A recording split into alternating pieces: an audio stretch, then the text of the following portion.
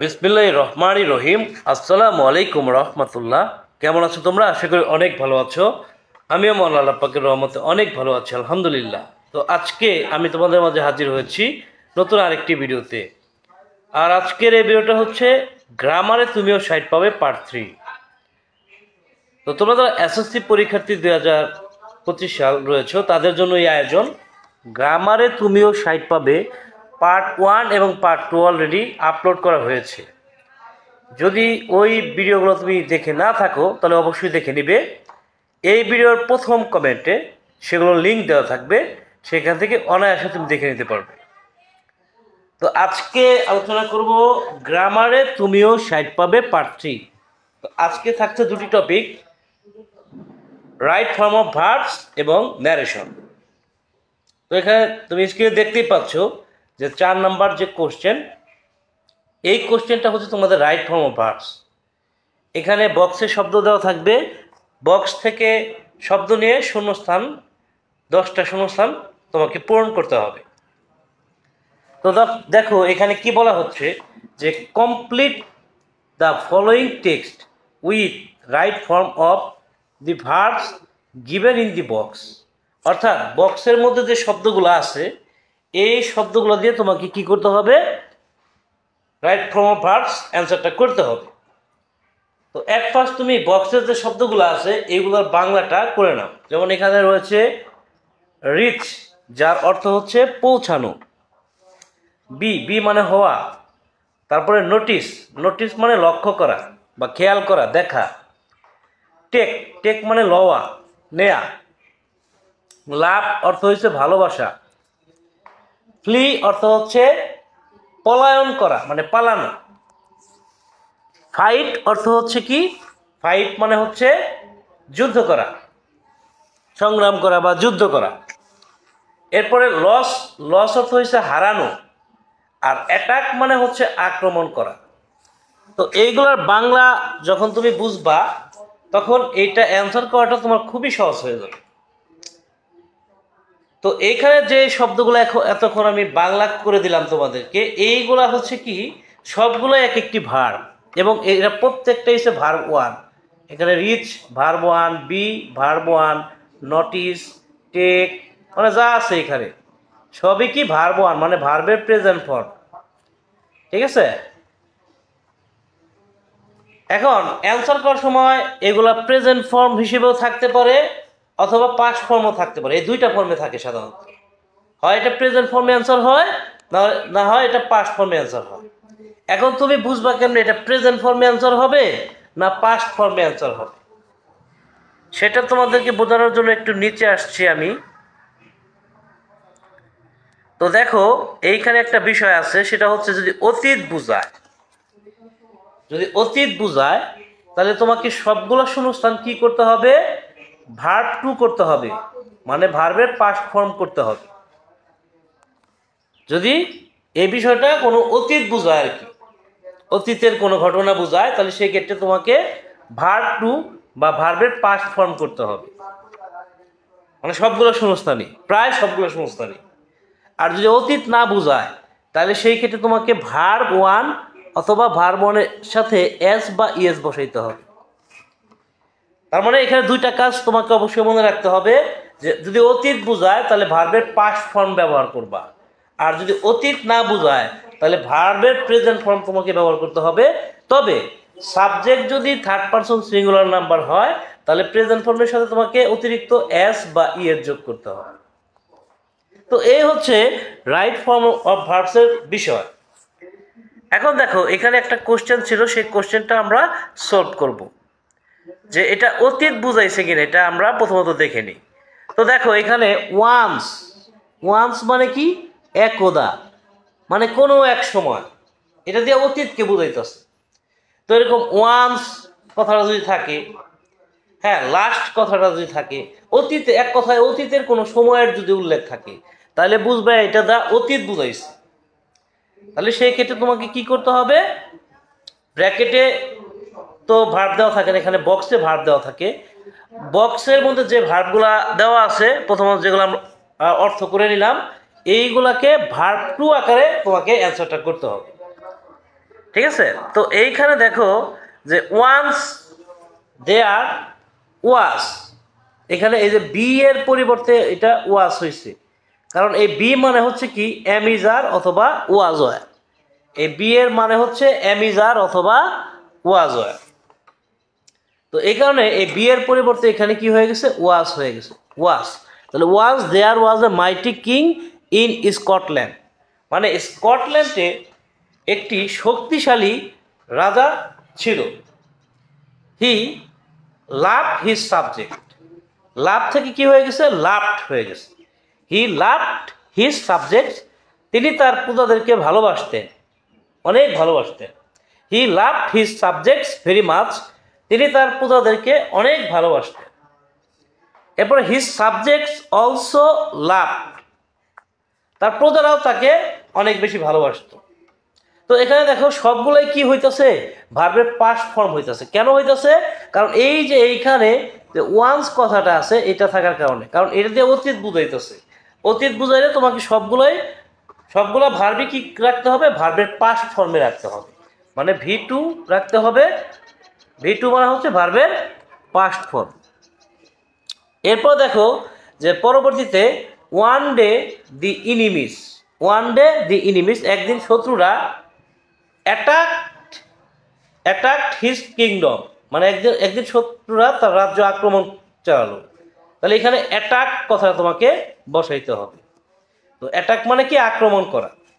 এরপরে দেখো যে দি কিং, এখানে দেখো ফাইট রয়েছে, ফাইটটাকে তোমাকে ফোর্ট বানাই দিতে হবে, অর্থাৎ ফাইটের ভার্ব টু হচ্ছে ফোর্ট। দি কিং ফট ব্রেভলি, মানে রাজা কি করলো, সাহসিকতার সাথে লড়াই করলো। বাট, সাহসিকতার সাথে লড়াই করলো, বাট লস্ট দি ব্যাটল, কিন্তু যুদ্ধক্ষেত্রে সে হারলো, হেরে গেল। তো এখানে কি হবে, লসের ভার্ব টু হচ্ছে lost. He fled away, তিনি পলায়ন করলেন। ফ্লি থেকে কি হইল, ফ্লিট হইল, অর্থাৎ ফ্লি মানে পলায়ন করা, এটাকে ভার্ব টু করলে এটার ভার্ব টু হচ্ছে ফ্লিট। এরপরে আছে কি টেক, টেক থেকে হয়ে গেছে কি টুক। And took shelter in a cave, এবং তিনি একটা গুহার মধ্যে আশ্রয় নিলেন। Lying on the cave he noticed, তো নোটিস ছিল বক্সে, এটাকে বানানো হয়েছে কি নটিসড। কেন বানানো হয়েছে, কারণ এই যে প্যাসেজটা, এই যে শূন্যস্থানের যে প্রথমেই এটা অতীত বুঝাইছে বিদায়, যার কারণে এখানে নোটিস থেকে কি হয়েছে, নটিসড হয়ে গেছে। এখন দেখো notice that a spider was trying to reach the ceiling of the cave, সে খেয়াল করলো যে, সে দেখলো যে একটা মাকড়সা এই যে গুহাটা ছিল, এই গুহার সিলিংয়ের উপর ওঠার চেষ্টা করতেছিল। বাট এইখানে দেখো রিচ কিন্তু রিচই রয়ে গেছে, অর্থাৎ প্রিপজিশন যদি থাকে, প্রিপজিশন টু থাকার কারণে এটা ভার্ব ওয়ানে রাখতে হবে। মনে রাখবা যত প্রিপজিশন আছে সবগুলো প্রিপজিশনের পরে যদি গ্যাপ থাকে ওইটা আইএনজি করতে হবে, কিন্তু টু থাকলে সেটা ভার্ব ওয়ানেই রাখতে হবে। যত প্রিপজিশন আছে সমস্ত প্রিপজিশনের পরে যদি শূন্যস্থান থাকে তাহলে তোমাকে আইএনজি করতে হবে। হ্যাঁ, তবে টু থাকলে তোমাকে ভার্বের যে বেস ফর্ম অর্থাৎ প্রেজেন্ট ফর্মই রাখতে হবে। ঠিক আছে, তো এটা হচ্ছে রাইট ফর্ম অফ ভার্বস। এবার চলে আসি পরবর্তী যে কোশ্চেন, সেটা হচ্ছে ন্যারেশন। তো ন্যারেশন, তোমাদের প্যাসেজ ন্যারেশন আসবে। তো প্যাসেজ ন্যারেশন পারতে গেলে অবশ্যই তোমাকে সেন্টেন্স ন্যারেশন পারতে হবে। তো অবশ্যই তোমাকে আগে সেন্টেন্স ন্যারেশনটা বুঝতে হবে, তাহলে তুমি অবশ্যই প্যাসেজ ন্যারেশন অ্যান্সার করে ফেলতে পারবা। তারপরও এখানে আমি তোমাদেরকে শর্টকাটে এটা বুঝিয়ে দেওয়ার চেষ্টা করছি। তো তোমাকে এখানে দেখো যে এখানে বলছে যে change the speech into indirect, মানে এই স্পিচটা বা এই ন্যারেশনটা তুমি চেঞ্জ করো, ইনডাইরেক্টে তোমাকে চেঞ্জ করতে হবে। তো এখানে ডাইরেক্টে আছে, তুমি অবশ্যই এটাকে ইনডাইরেক্ট করবা। তো the mayor said have you kill the rats, yes I have kill, give me the promised money, the piper said how funny you are, take only 50, the mayor said. At first তুমি subject আর object শনাক্ত করে ফেলবে। এখানে mayor হচ্ছে subject আর piper হচ্ছে object. এই কাজটা হচ্ছে তোমাকে আগে করতে হবে, সাবজেক্ট আর অবজেক্ট বের করতে হবে। তো এখানে দি মেয়র সেইটা যেহেতু সাবজেক্ট ছিল, তো এখানে দি মেয়রটাকে তুমি আগে নিয়ে আসো। দি মেয়র সেইড, এখানে প্রশ্নবোধক চিহ্ন ছিল, সেহেতু সেইডের জায়গায় তোমাকে আস্কড কথাটা বসাইতে হবে। এরপরে অবজেক্ট কি ছিল? দি পাইড পাইপার। দি পাইড পাইপার, যেহেতু এটা ইন্টারোগেটিভ সেন্টেন্স ছিল, এজন্য কমার পরিবর্তে এখানে যে কমাটা আছে, এই যে কমা, এই কমার পরিবর্তে হয় তোমাকে ইফ ব্যবহার করতে হবে অথবা ডব্লিউএস ব্যবহার করতে হবে। যেহেতু আমাদের প্রশ্নের মধ্যে ডব্লিউএস কথাটা নাই, মানে হোয়াট, হোয়েন, হুইচ, হোয়ার এগুলো একটাও নাই, তাহলে সেক্ষেত্রে তোমাকে অবশ্যই ইফ বসাইতে হবে, ইফ। এরপরে তোমাকে কি করতে হবে? এই যে সাবজেক্ট আছে ইউ, এখানে যদি ইউ থাকে তাহলে অবশ্যই এটা অবজেক্টকে ফলো করে। তো অবজেক্ট কি? Pied piper. তো এই জন্য এখানে হি বসানো হয়েছে, কারণ পাইড পাইপার বা বাঁশিওয়ালা ছেলে মানুষ ছিল, এই জন্য হি। আর আরেকটা জিনিস তোমাকে মনে রাখতে হবে যে যদি ভার্ব 1 থাকে তাহলে সেটা ভার্ব 2 হয়ে যায়, আর ভার্ব 2 থাকলে হ্যাড প্লাস ভার্ব 3 হয়ে যায়, হ্যাড প্লাস ভার্ব 3 হয়ে যায়। তো এটা তোমাকে মনে রাখতে হবে যে ভার্ব 1 থাকলে ভার্ব 2 হবে, ভার্ব 2 থাকলে হ্যাড প্লাস ভার্ব 3 হবে। তো এখানে যেহেতু হ্যাভ তো ভার্ব 1, তো হ্যাভের ভার্ব 2 হচ্ছে হ্যাড, তো হ্যাড কিল দ্য র্যাটস। তো তার পরবর্তীতে দেখো যে yes I have killed, yes I have killed, give me the promised money, the pied piper said. তো এই যে পাইড পাইপার সেইড, এটাকে তোমাকে আগে নিয়ে আসতে হবে। যেহেতু এখানে ইয়েস ছিল, ইয়েস থাকলে কি হয়? সাবজেক্টের পরে রিপ্লাইড ইন দি অ্যাফার্মেটিভ। তো এজন্য the pied piper replied in the affirmative and said that, এটুকু তোমাকে আগে লিখতে হবে। The pied piper replied in the affirmative and said that. ঠিক আছে, এটুকু তোমাকে আগে লিখে নিতে হবে। এরপর তোমাকে কি করতে হবে? যে চেঞ্জ করতে হবে, অর্থাৎ এখানে কি আসছিল? I have killed the rats. যেহেতু এখানে আই, তাই আই বলতে পাইড পাইপার তার নিজের কথাই বলতেছে, তো আয়ের জায়গায় তোমাকে হি বসাইতে হবে, হি। তো হি বসাইলা, বসানোর পরে দেখো এখানে কি ছিল? হ্যাভ ছিল, হ্যাভের পরিবর্তে হ্যাড হয়েছে, হ্যাড কিল। এরপর সে বলতেছে, তার কথা এখনো শেষ হয়, বলছে যে গিভ মি দ্য প্রমিসড মানি। হ্যাঁ, তো এই জন্য তুমি এটা একজন ব্যক্তি যখন দুইবার কথা বলবে তখন তোমাকে সেটা অ্যান্ড দিয়ে যুক্ত করে দিতে হবে। এজন্য এখানে নিচে তোমাকে লিখতে হবে and said to give him promised money. Said to কেন তুমি লিখলা? সেইড টু লিখলা এর জন্যই যে এখানে গিভ ভার্ব 1 দিয়ে শুরু হয়েছে, এটা হচ্ছে ইম্পারেটিভ সেন্টেন্স। ইম্পারেটিভ সেন্টেন্স হলে সেইডের পরে কি হয়? টু হয়, তারপরে ভার্ব 1 থেকে বাকি অংশ তোমাকে লিখতে হবে।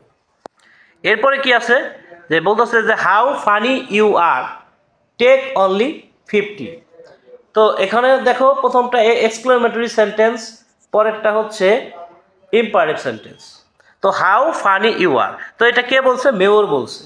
দি mayor said that, the mayor said that, the mayor said that how funny you are ছিল।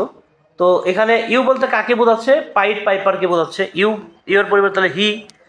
আর অ্যামিজার থাকলে সেক্ষেত্রে কি হয়? অ্যামিজারের জন্য এই যে আর আছে, এই জন্য ওয়াজ ওয়ার হয়, তাহলে হি এর পরে কি বসে? ওয়াজ বসে। He was very funny and, এরপর তুমি অ্যান্ড বসাবা। অ্যান্ড যেহেতু ইম্পারেটিভ সেন্টেন্সের ক্ষেত্রে সেইডের পরে টু হয়, and said to take only 50, and said to take only 50। তো এভাবে কিন্তু সহজে তুমি ন্যারেশনটা অ্যান্সার করে ফেলতে পারবা। তবে তোমাকে আগে অবশ্যই সেন্টেন্স ন্যারেশনটা ভালো করে শিখে নিতে হবে। ঠিক আছে, তো এই ছিল আজকের আলোচনা। গ্রামারে তুমিও 60 পাবে পার্ট 3। এর পরবর্তীতে আমি তোমাদের পার্ট 4 নিয়ে হাজির হব। সে পর্যন্ত সবাই ভালো থাকবা, সুস্থ থাকবা, সুন্দর থাকবা। টাটা, আসসালামু আলাইকুম রহমতুল্লাহ।